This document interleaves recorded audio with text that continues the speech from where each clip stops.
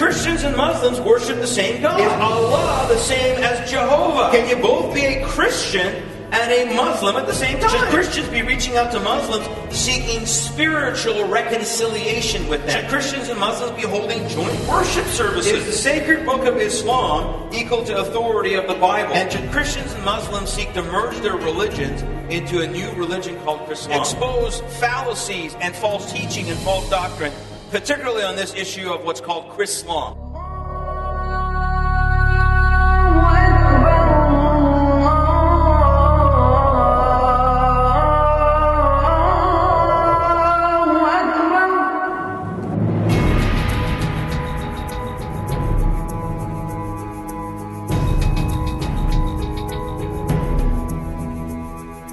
They're taught that the only guarantee is they're supposed to die for Allah. I was taught the same thing.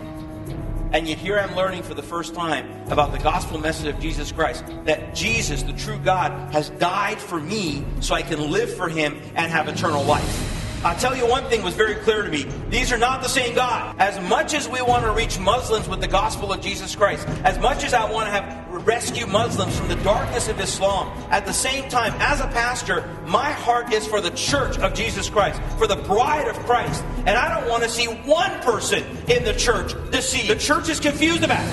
If you don't want to submit to Islam, you're not at peace with Islam.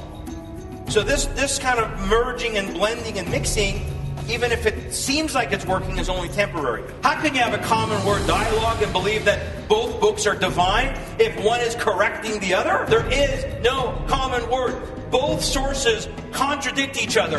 Only one can be true, folks. Only one can be divine truth. And if any Muslim is watching this video, by the way, or if you have Muslim friends out there, this is what we need to tell them. Not that we have a common God or a common word. We need to say, you need to put your trust and faith in Jesus, who proved who He was, and be set free. So you can have the confidence to know where you're going for an eternity. Do you know that these Muslims in their prayers, many of them don't know, they're actually saying in their prayers, Allah has no son?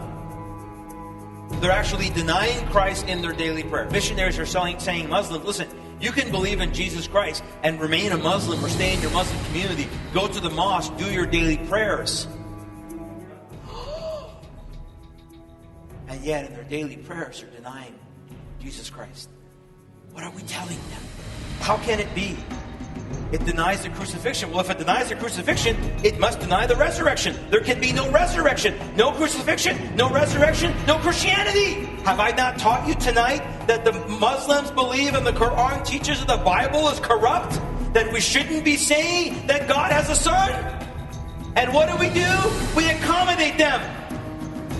We change our Bible so they don't get offended. A young gal who gave me a tape to listen to with the gospel message, the crucifixion and resurrection. I told her to her face, you know what, this offended me. I'm sure glad she offended me. I'm sure glad she was obedient to give me that message, even though it offended me, because the gospel is offensive. Instead of saying resist Islamic law, which we should be saying we must return back to the Ten Commandments.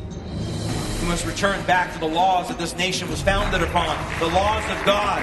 And of course, America better wake up soon, but the church has to wake up. The church of Jesus Christ has to wake up.